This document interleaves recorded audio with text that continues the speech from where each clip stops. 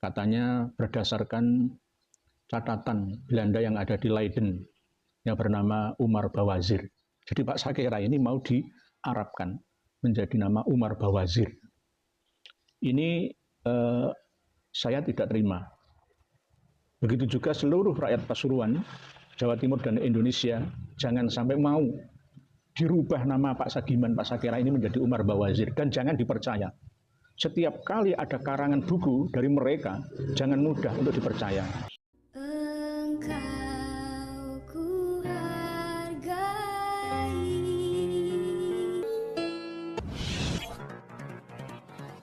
Assalamualaikum warahmatullahi wabarakatuh. Om Swastiastu, Namo Buddhaya, salam kebajikan. Sahabat-sahabat dimanapun juga berada, ada satu nama pahlawan lokal kita yang ada di Madura, yang merupakan orang Pasuruan asli, kemudian diklaim lagi oleh Ram Habaib sebagai keturunan Yaman. Dianggap bahwa beliau Pak Sakera ini sebagai orang Yaman, yang nama aslinya katanya adalah Pak Umar Bawazir. Tentu hal ini membuat seluruh kalangan kaget, apalagi sejarawan Nusantara, dan tidak saja itu, termasuk salah seorang kiai dari Ampel, yaitu Kiai Nufikiat, yang memang sangat fokus melihat sejarah leluhur, terutama para pejuang di bangsa kita. Kemudian membongkar bagaimana pembodohan atau ngibulnya salah seorang klan Habaib yang mencoba menyantol nama leluhurnya lagi di nama pejuang kita. Yang ini memang betul-betul miris kalau terus-terusan terjadi di negara kita. Ya, notabene-nya sejarah-sejarah lokal itu juga sudah dipahami secara meluas oleh banyak orang, terutama saya kira orang-orang Jawa dan orang Madura kalau terkait soal Pak Sakera ini. Dan ini juga kalau orang dulu selalu menonton film Klosar, juga beliau saya kira salah satu memang pejuang yang sudah dibuatkan filmnya, sebagai bagian daripada bentuk bagaimana kita menghargai para pejuang di bangsa ini, sekaligus menjadi spirit bagi anak muda, bagi kita semua sebagai generasi bangsa, bahwa tidak boleh kita melupakan yang namanya pejuang. Soekarno jas merah, jangan sekali-kali melupakan jasa para perawat. Oleh karena itu, sahabat-sahabat sekalian, tentu ini menjadi satu diskursus yang memang sangat panjang. Jadi selain soal nasab orang-orang dulu atau nenek moyang kita atau leluhur kita yang notabene-nya pejuang, yang pun mulai satu persatu dicantolkan nama leluhur mereka, dan saya kira upaya-upaya seperti ini jelas merupakan salah satu upaya sistematis yang dilakukan oleh mereka untuk mengkaburkan sejarah.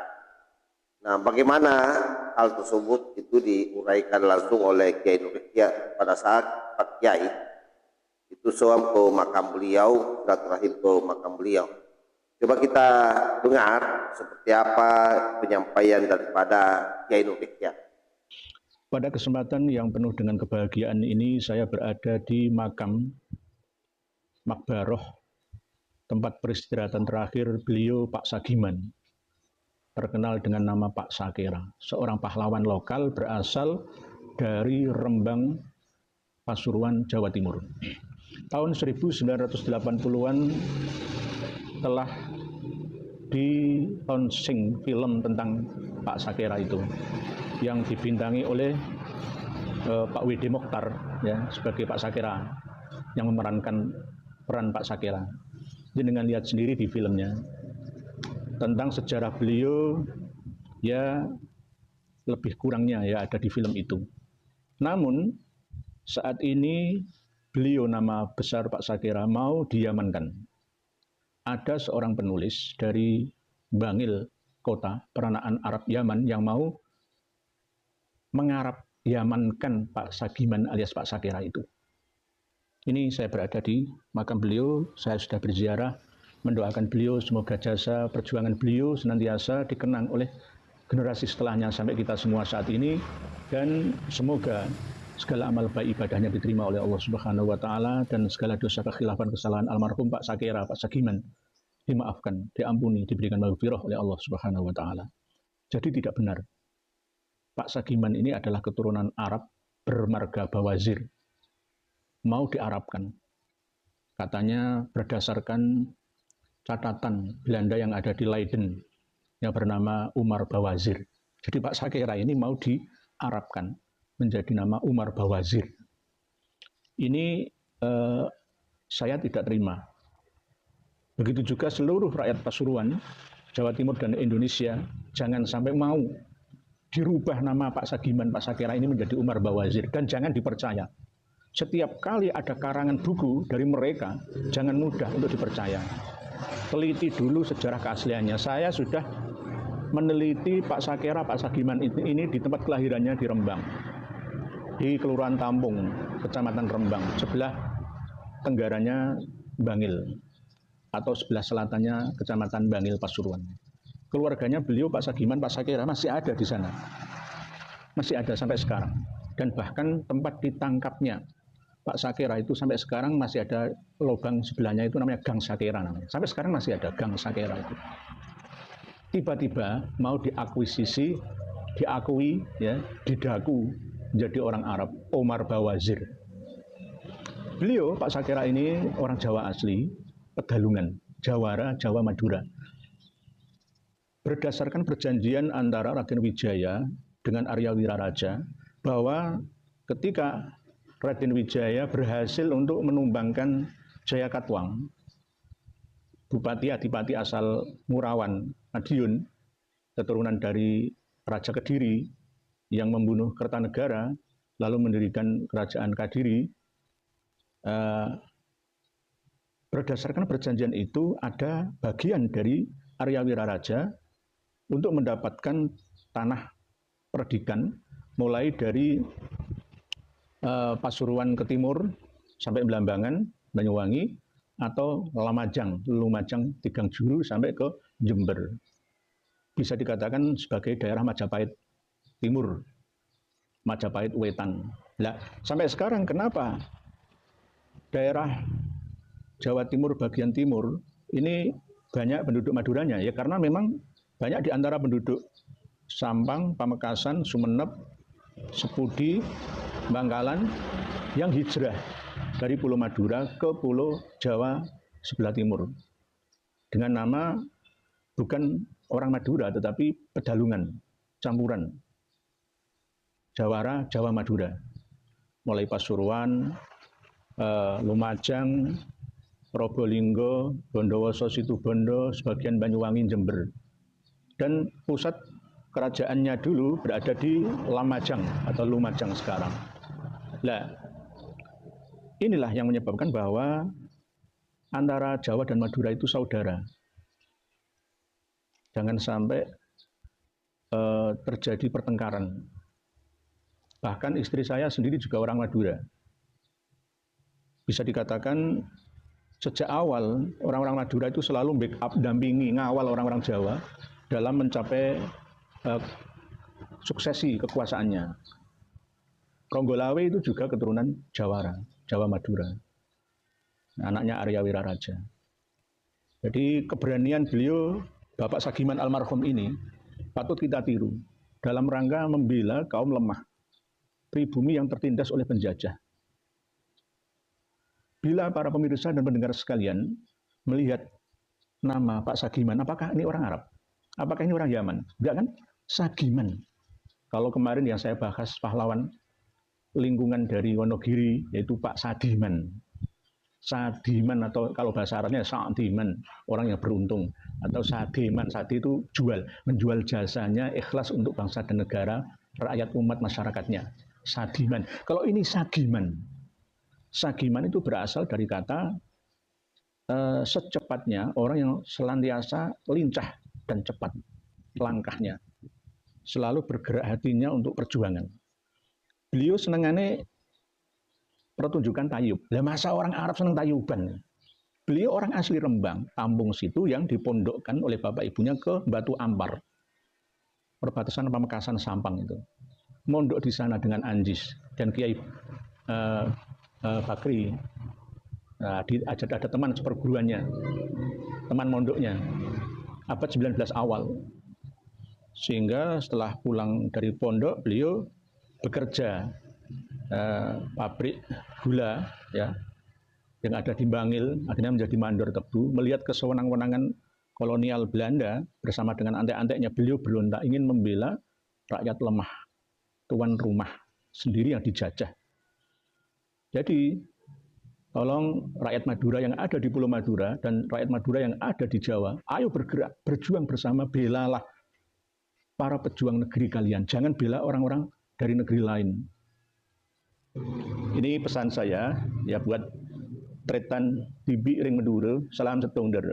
Tirulah perjuangan Pak Sagiman, Pak Sakira. Beliau walaupun pahlawan lokal Jawa Timuran, tetapi beliau mampu menggerakkan hati para pejuang di luar Jawa Timur. Tahun 1800-an itu, setelah itu ada pergerakan Perang Jawa, Perang Diponegoro. Pak Sagiman, Pak Sakera, Pangeran Diponegoro, begitu juga Pak Kubuwono II dan lain sebagainya, itu bisa dikalahkan oleh penjajah Belanda gara-gara penjajah bersekongkol dengan para pengkhianat kita. Pak Sakera ditangkap gara-gara apa? 2 orang teman mondoknya beliau yang membocorkan rahasia kesaktian beliau waktu mondok di Batu Ampar, Madura.